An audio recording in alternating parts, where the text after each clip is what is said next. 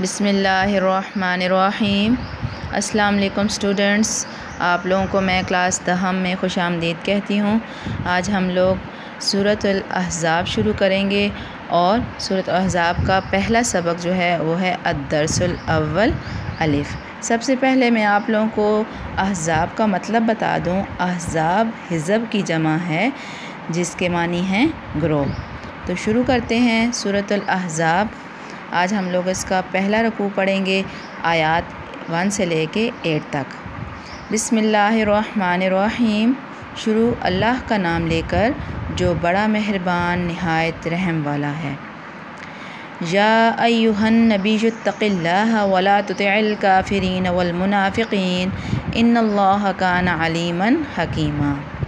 اے پیغمبر صلی اللہ علیہ وآلہ وسلم، خدا سے ڈرتے رہنا اور کافروں اور منافقوں کا کہا نہ ماننا، بے شک خدا جاننے والا اور حکمت والا ہے۔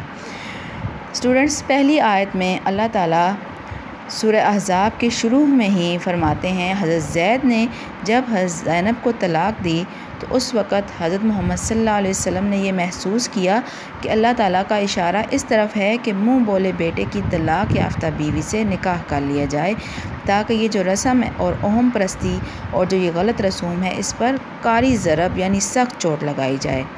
اور یہ موقع ٹھیک تھا، لیکن جس وجہ سے حضور صلی اللہ علیہ وسلم اس معاملے پر قدم اٹھانے پر جھجک رہے تھے وہ یہی خوف تھا کہ کافر اور منافقین جو کہ پہلے ہی آپ صلی اللہ علیہ وسلم کے خلاف تھے اس طرح سے مختلف سازشیں نہ کرنے لگ جائیں۔ تو ان کا یہ خوف نہ تھا کہ ان کی عزت کم ہو جائے گی، بلکہ ان کو یہ خوف تھا کہ دین اسلام کو نقصان پہنچے گا۔ تو اس بارے میں اللہ تعالیٰ فرماتے ہیں کہ تم نے کافروں اور منافقوں کی بات کو نہیں ماننا، صرف اور صرف میری بات کو ہی ماننا ہے۔ اس کے ساتھ ساتھ جنگ احد کے بعد جب ابو سفیان اور چند دیگر منافقین مدینہ نے آ کر حضور اکرم صلی اللہ علیہ وسلم سے کہا کہ آپ ہمارے معبودوں کی مخالفت چھوڑ دیں تو ہم آپ کے رب کو بھی مانیں گے، تو آپ نے کیا کہا؟ آپ صلی اللہ علیہ وسلم کو یہ بات سخت ناگوار گزری اور ان لوگوں کو مدینہ سے نکل جانے کا حکم دیا۔ اس پہ بھی یہ آیت نازل ہوئی تھی اور اللہ تعالیٰ نے پھر بار بار اس سے کیا کہا کہ صرف مجھی سے ڈرتے رہنا، میری ہی پیروی کرنا، کافروں اور منافقوں کی بات کو نہیں ماننا، اور بے شک خدا جاننے والا اور حکمت والا ہے۔ وَاتَّبِعْ مَا يُوحَىٰ إِلَيْكَ مِن رَّبِّكَ إِنَّ اللَّهَ كَانَ بِمَا تَعْمَلُونَ خَبِيرًا۔ اور جو کتاب تم کو تمہارے پروردگار کی طرف سے وحی کی جاتی ہے اسی کی پیروی کرتے جانا، بے شک خدا تمہارے سب عملوں سے باخبر ہے۔ اگلی آیت میں اللہ تعالیٰ فرماتے ہیں کہ حضور صلی اللہ علیہ وسلم نے ان خطروں اور اندیشوں کو دور کیا، رفع کیا اور کہا یہ کہ اللہ تعالیٰ نے کہ صرف میری پیروی کرو اور ہمارے دین کی مصلحت کیا ہے ہم خود زیادہ جانتے ہیں، تمہیں اس بارے میں فکر کرنے کی ضرورت نہیں۔ یعنی کہ حضور صلی اللہ علیہ وسلم پریشان ہو رہے تھے نا کہ جب حضرت زید میرا منہ بولا بیٹا ہے اور ان کی طلاق یافتہ بیوی سے میں نکاح کر لوں گا تو لوگ باتیں بنائیں گے، تو اس بارے میں اللہ تعالیٰ کہتے ہیں کہ تمہیں فکر کرنے کی ضرورت نہیں ہے، اللہ تعالیٰ رب العزت کی ذات بہتر طریقے سے جانتی ہے، اس بارے میں تمہیں پریشان ہونے کی کوئی ضرورت نہیں۔ تم صرف اسی ذات کا کہا مانو، اسی طرف جاؤ جو اللہ تبارک تعالیٰ نے تم پر وحی کیا ہے اور جس بات کا تمہیں حکم دیا ہے، کیونکہ اللہ تعالیٰ تمہارے سب عملوں سے باخبر ہے۔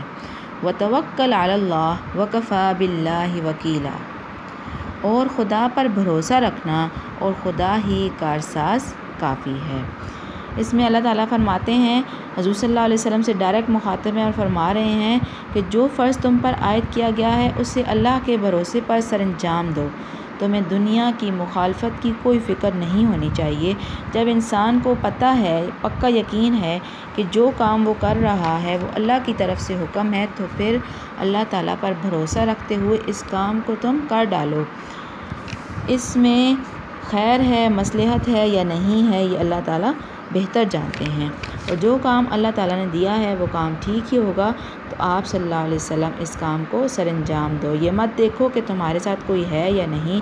اللہ تعالیٰ فرماتے ہیں تمہیں میں ہی کارساز کافی ہوں، تمہیں اللہ ہی کارساز کافی ہے، اور تمہیں کسی اور کی پرواہ کرنے کی ضرورت نہیں ہے۔ ما جعل اللہ لرجل من قلبین فی جوفہ وما جعل ازواجکم اللائی تظاہرون منہن امہاتکم وما جعل ادعیاءکم ابناءکم ذالکم قولکم بافواہکم واللہ یقول الحق وہو یہدی السبیل۔ خدا نے کسی آدمی کے پہلو میں 2 دل نہیں بنائے، اور نہ ہی تمہاری عورتوں کو جن کو تم ماں کہہ بیٹھتے ہو تمہاری ماں بنایا، اور نہ تمہارے لیپالکوں کو تمہارے بیٹے بنایا۔ یہ سب تمہارے منہ کی باتیں ہیں، خدا تو سچی بات فرماتا ہے اور وہی سیدھا رستہ دکھاتا ہے۔ اس آیت میں اللہ تعالیٰ فرماتے ہیں کہ خدا نے کسی آدمی کے سینے میں 2 دل نہیں بنائے، یعنی ایک آدمی ایک وقت میں مومن ہو سکتا ہے یا منافق، جھوٹا ہو سکتا ہے یا سچا، گناہگار ہو سکتا ہے یا نیکوکار ہو سکتا ہے۔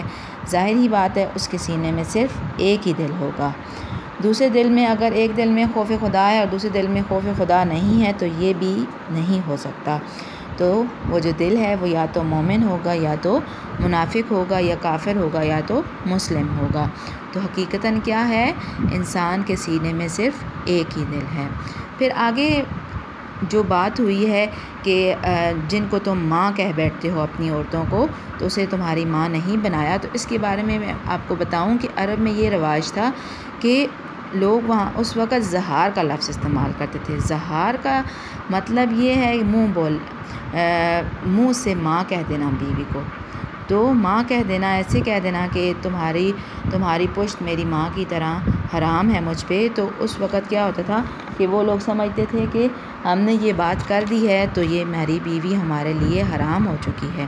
تو اللہ تعالیٰ نے اس رسم کو ختم کیا، کیونکہ وہ کیا سمجھتے تھے کہ ہماری بیوی ہم پہ حرام ہو گئی ہے، اب ہم ازدواجی تعلقات قائم نہیں رہ سکتے۔ تو اللہ تعالیٰ فرماتے ہیں کہ یہ سب تمہاری منہ کی باتیں ہیں، اس میں کوئی حقیقت شامل نہیں۔ وما جعل ازواجکم اللائی تظاہرون منہن امہاتکم وما جعل ادعیاءکم ابناءکم ذالکم قولکم۔ آگے اللہ تعالیٰ فرماتے ہیں کہ تمہارے لے پالکوں کو تمہارے بیٹے بنایا، یہ سب تمہارے منہ کی باتیں ہیں، اور خدا تو سچی بات فرماتا ہے اور وہی سیدھا رستہ دکھاتا ہے۔ تو آگے کیا ہے، حضور صلی اللہ علیہ وسلم کی طرف جو ہے زید کو منسوب کیا گیا، زید کو حضور صلی اللہ علیہ وسلم نے اپنا منہ بولا بیٹا بنایا، تو سب لوگ کیا کہنے لگے، ان کو زید بن محمد کہنے لگے۔ تو اللہ تعالیٰ نے فرمایا کہ تمہارا منہ بولا بیٹا تمہارا حقیقی بیٹا نہیں ہو سکتا، اور یہ سب کے لیے ہے کہ منہ بولا بیٹا جو ہے وہ حقیقی بیٹا نہیں ہو سکتا۔ پھر اس آیت کے بعد تمام لوگ حضرت زید کو حضرت زید بن محمد کہنے کے بجائے حضرت زید بن حارثہ کہنے لگے۔ نیکسٹ ہے ادعوہم لآبائہم ہوا اقسط عند اللہ فإن لم تعلموا آباءہم فإخوانکم فی الدین وموالیکم ولیس علیکم جناح فیما اخطأتم بہ ولکن ما تعمدت قلوبکم وکان اللہ غفورا رحیما۔ مومنوں، لیپالکوں کو ان کے اصل باپوں کے نام سے پکارو، خدا کے نزدیک یہی درست بات ہے۔ اگر تم کو ان کے باپوں کے نام معلوم نہ ہوں تو دین میں تمہارے بھائی اور دوست ہیں، اور جو تم سے غلطی ہو گئی ہو اس پر کچھ گناہ نہیں، لیکن جو قصد دلی سے کرو اس پر مواخذہ ہے، اور خدا بخشنے والا مہربان ہے۔ تو مومنوں کو کیا کہا جا رہا ہے اس آیت میں کہ جو تمہارے منہ بولے بیٹے ہیں، لے پالک ہیں، ان کو ان کے باپ کے نام سے پکارو۔ یعنی اگر تمہیں ان کے باپ کا نام معلوم ہے تو تمہیں کیا چاہیے کہ ان کو ان کے باپوں کے نام سے پکارنا ہے، اور یہی بات اللہ تعالیٰ کے نزدیک سچی اور درست ہے۔ تو دوسری بات یہ ہے کہ اگر باپوں کا نام معلوم نہیں ہے تو کیا ہے، وہ تمہارے دینی بھائی ہیں، تمہارے دوست ہیں۔ ولدیت کا جو ہمارے پاس خانہ ہوتا ہے وہاں پہ اس کے باپ کا نام معلوم ہو تو وہی لکھنا ہے، اگر معلوم نہیں ہے تو آپ وہاں پہ آپ وہاں پہ اپنا بھائی یا دوست کہہ سکتے ہیں، وہاں پہ اپنا نام آپ تحریر نہیں کر سکتے۔ اور جن لوگوں جو پہلے کر چکے ایسا کام، ان کے لیے تو گناہ نہیں ہے، لیکن جو قصد دلی سے دوبارہ سے یعنی جانتے بوجھتے ہوئے بھی وہ کسی لے پالک کو اپنے باپ کے نام کے بجائے اپنا نام دیتے ہیں، تو اللہ تعالیٰ اس پر سخت پکڑ کرنے والا ہے، سخت سزا دینے والا ہے۔ لیکن اگر جو لوگ جاننے کے بعد اس کام سے گریز کرتے ہیں، لے پالک بیٹے کو ان کے حقیقی باپ کے نام سے پکارتے ہیں، تو اللہ تعالیٰ فرماتے ہیں کہ میں بخشنے والا ہوں، مہربان ہوں۔ النبی اولیٰ بالمؤمنین من انفسہم وازواجہ امہاتہم واولی الارحام بعضہم اولیٰ ببعض فی کتاب اللہ من المؤمنین والمہاجرین الا ان تفعلوا الی اولیائکم معروفا کان ذالک فی الکتاب مستورا۔ پیغمبر مومنوں پر ان کی جانوں سے بھی زیادہ حق رکھتے ہیں، اور پیغمبر کی بیویاں ان کی مائیں ہیں، اور رشتہ دار آپس میں کتاب اللہ کی روح سے مسلمانوں اور مہاجروں سے ایک دوسرے کے زیادہ حقدار ہیں، مگر یہ کہ تم اپنے دوستوں سے احسان کرنا چاہو تو اور بات ہے۔ یہ حکم یعنی قرآن میں لکھ دیا گیا ہے۔ تو پہلی جو بات ہوئی ہے کہ پیغمبر مومنوں پر ان کی جانوں سے بھی زیادہ حق رکھتے ہیں، تو ہمارے لیے حضور اکرم صلی اللہ علیہ وسلم کی ذات، ہمارے تمام رشتہ دار، تمام مخلوقات، ماں باپ، بہن بھائیوں، سب سے زیادہ ان کی محبت ہمارے دلوں میں ہونی چاہیے۔ اور حضور صلی اللہ علیہ وسلم کی جو بیویاں ہیں وہ ہم سب کی مائیں ہیں، تمام مومنوں کی مائیں ہیں، اور صرف حضور صلی اللہ علیہ وسلم کی زندگی میں نہیں، حضور صلی اللہ علیہ وسلم کی رحلت کے بعد بھی ازواج النبی کا احترام ہم سب پہ لازم ہے۔ وہ ان کا جو احترام ہے وہ ہماری اپنی ماں کی طرح ہے، وہ ہمارے لیے قابل احترام ہے۔ تو اس وقت یہ فرمایا گیا کہ حضور صلی اللہ علیہ وسلم کے زندہ ہونے اور ان کی رحلت کے بعد بھی کوئی بھی شخص ان سے نکاح نہیں کر سکتا۔ حضور صلی اللہ علیہ وسلم کی جو بیویاں ہیں وہ ماں کا درجہ رکھتی ہیں، ان سے نکاح کرنا بھی حرام ہے۔ اور اس کے بعد کیا کہتے ہیں کہ ایک دوسرے کے اوپر زیادہ ہم لوگ مومن اور مہاجرین جو ہیں وہ ایک دوسرے کے اوپر زیادہ حقدار ہیں، اور تم ایک دوسرے پر احسان کرنا چاہو تو یہ زیادہ اچھی بات ہے۔ اور جتنے بھی احکام ہیں اللہ تعالیٰ نے قرآن مجید میں لکھ دیے ہیں۔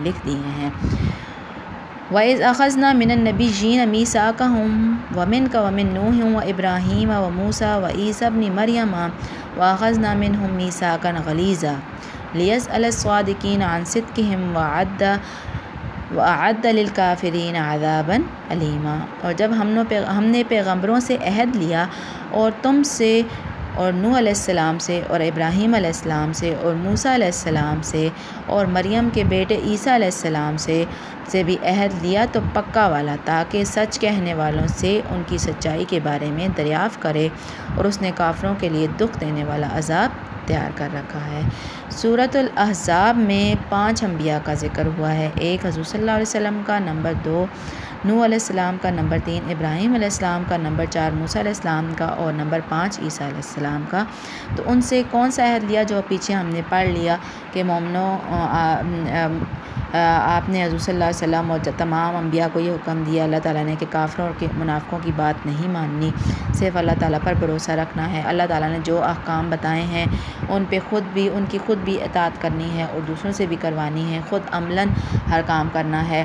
تو یہ سارے جو عہد لیے گئے تھے یہ پکے عہد لیے گئے تھے، اور اللہ تعالیٰ جو ہے کہ بعد میں قیامت تک مومنوں سے سچائی دریافت کرے گا، اور اللہ تعالیٰ نے جو ان تمام باتوں سے انکار کرنے والے ہیں ان کے لیے دکھ دینے والا عذاب تیار کر رکھا ہے۔